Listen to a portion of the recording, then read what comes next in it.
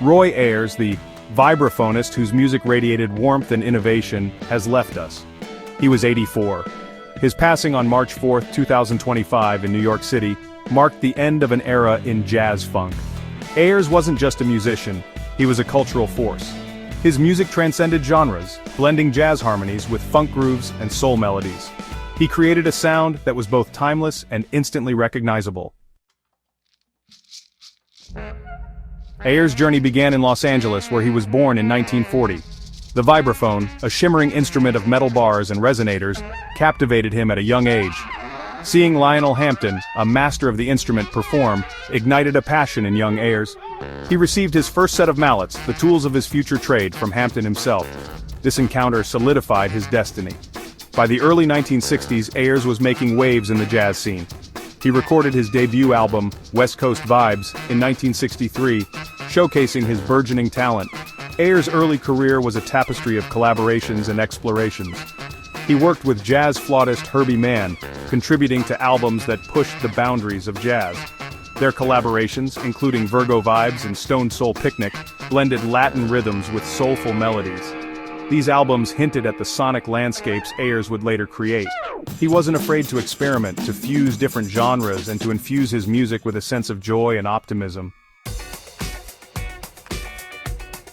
The early 1970s witnessed the formation of Roy Ayers' Ubiquity, the band that would become synonymous with Ayers' signature sound.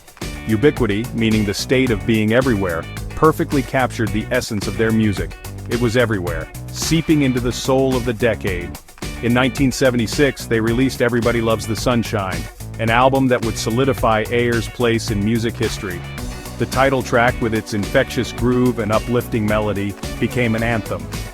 It was a song that celebrated life, love, and the simple joy of being alive. Everybody Loves the Sunshine wasn't just a hit, it was a cultural phenomenon. The song transcended genres, becoming a staple on radio stations across the dial.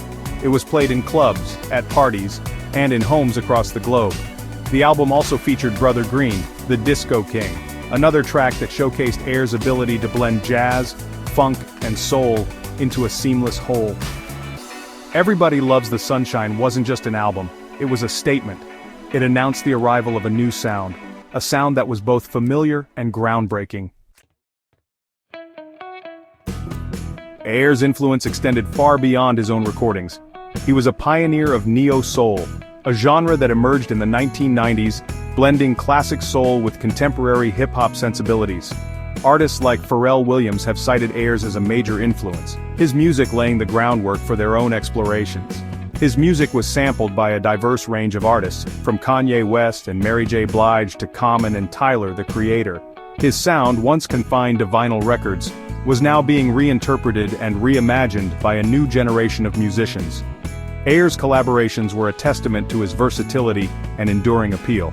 He worked with a diverse array of artists, including Whitney Houston, The Roots, Fela Kuti, Rick James, Guru, Erykah Badu, Mary J. Blige, Alicia Keys, and Mos Def.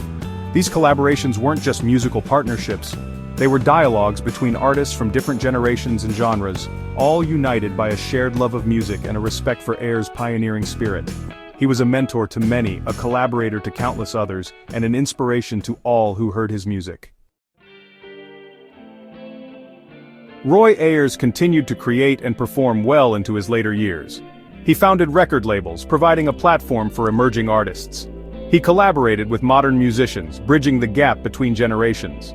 His final solo studio album, Mahogany Vibe, released in 2004, featured Erykah Badu and Betty Wright, showcasing his enduring relevance. He performed at festivals and concerts worldwide, his music continuing to resonate with audiences of all ages.